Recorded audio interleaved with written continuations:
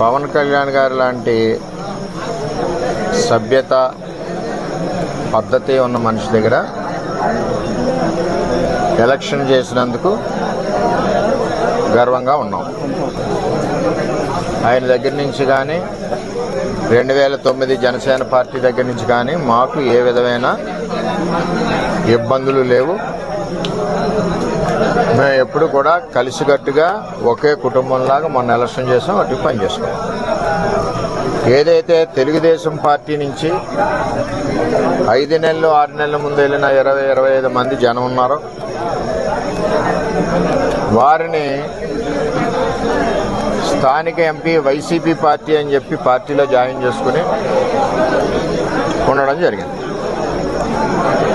వాళ్లే ఈ దాడి చేశారు మణిపూర్లో. చేత చాలా అవుతుంటాయి, మేము ఫేస్ చేయగలం. మాకు చేతగా కాదు, చేతగాని దద్దంలో కాదు. మేము ఈ దాడి ప్రత్యక్షంగా పోలీసులు ఉన్న చోట జరిగింది, పోలీసులు ఉన్నప్పుడు జరిగింది. మేము ఒక ఆయన్ని సర్పంచ్ గారిని కలవడానికి వెళ్ళాం.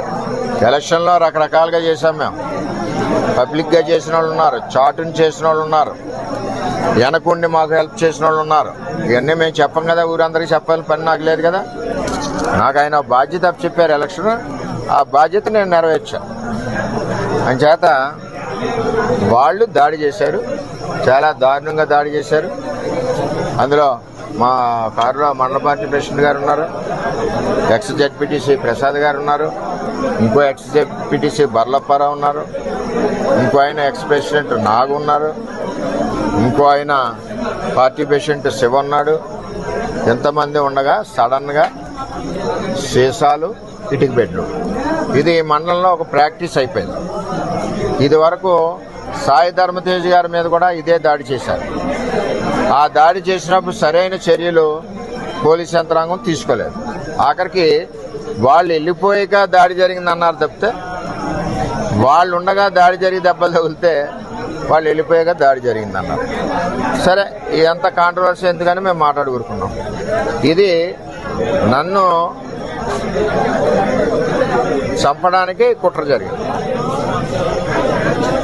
అంటే నాకు కూడా ఊళ్ళో కార్యకర్తలు కూడా 150 మంది కూడా ఉన్నారు కాబట్టి ఇవన్నీ సీసం పెంకులు, ఒళ్ళంతా కారులో ఇటుక బెడ్లు, 2-3 గాయాలు, ఇవన్నీ జరిగినాయి.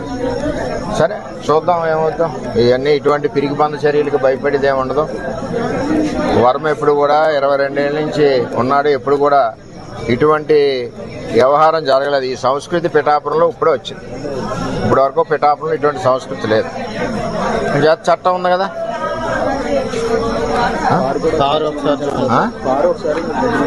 కారు కూడా ఒకసారి చూడండి.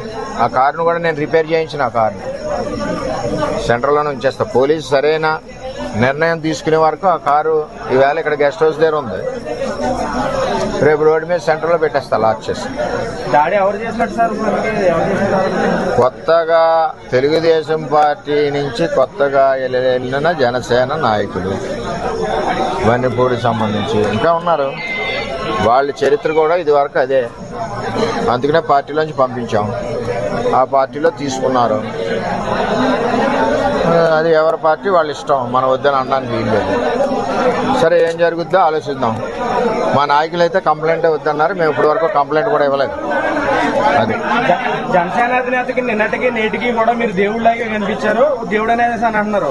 ఇప్పుడు జన సైనికులు కానీ నాయకులు కానీ విధమైన చర్యలపై తమరు ఏ విధమైన జనసేన నాయకుడికి కానీ 2009 జనసేన తమ్ముళ్ళకి కానీ మాకు కానీ ఏ విధమైన ఇబ్బందులు గొడవలు లేవు. అంతా కుటుంబంలాగా ఉన్నాం. ఏదైతే తెలుగుదేశం పార్టీ నుంచి వెళ్ళిన నాయకులు ఉన్నారో 20-25 మంది, వాళ్ళందరూ మా పార్టీ కార్యకర్తల మీద దాడులు చేస్తున్నారు, మా మీద దాడి చేస్తున్నారు. నా మీద ఫస్ట్ టైం ఈ విధంగా చేస్తూ ఉన్నారు. చట్టం ఉంది కదా, చూద్దాం. మా నాయకులు అయితే ఇప్పుడు వరకు కంప్లైంట్ ఇవ్వలేదు. నాయకులు మా మండల పార్టీ ప్రెసిడెంట్ గారు ఇల్లు చూసి కంప్లైంట్ ఇవ్వాలా. మరి అందరూ కూడా బుద్ధి చెప్పే వాళ్ళు అందరికీ చేతనవుద్ది కదా. ఏం చేయాలన్నది వాళ్ళు నిర్ణయిస్తారు. సార్, ప్రాణాలను సైతం పణంగా పెట్టి మీరు పవన్ కళ్యాణ్ గారు నిర్దేశంలో కీలక పాత్ర వహించారు. ఈ రోజు మీరే చెప్తున్నారు ప్రాణాలు కూడా తీయబోయారని చెప్పి అదే జనసేన కార్యకర్తలు వన్నిపూడి గ్రామంలో అంటున్నారు. అసలు ఏంటి సార్ ఇక్కడ సవరణ జనసేనలోకి తెలుగుదేశం పార్టీలోంచి వెళ్ళిన కొత్త జనసేన కార్యకర్తలని చెప్తున్నాను. ఇది ఎంపీ గారి గ్రూప్. ఇది ఆయన ఇప్పటి నుంచి కాదు, 8 నెలల నుంచి వీళ్ళ ద్వారా తెలుగుదేశం పార్టీ మీద పోరాడుతూ ఉన్నాడు. జనసేన బలానికి పనిచేయలేదు ఆయన ఎప్పుడు. అయినా మేము అతనికి కూడా సిన్సియర్గా ఓటు అడిగాం. అది తెలుగుదేశం పార్టీ సంస్కృతి. అది మీకు మినిస్ట్రీ రాకుండానే ఎలాంటి కొన్ని ఆరోపణలు చేస్తున్నారు. ఏమండి, ఎవరు ఎన్ని కుక్కలు మురిగినా నాకేమీ ఇబ్బంది లేదు. నేను ఎవరికి భయపడే మనిషిని కాదు. 22 ఏళ్ళ నుంచి ప్రజల్లో ఉన్న మనిషిని. నేను ఎవరికి భయపడను.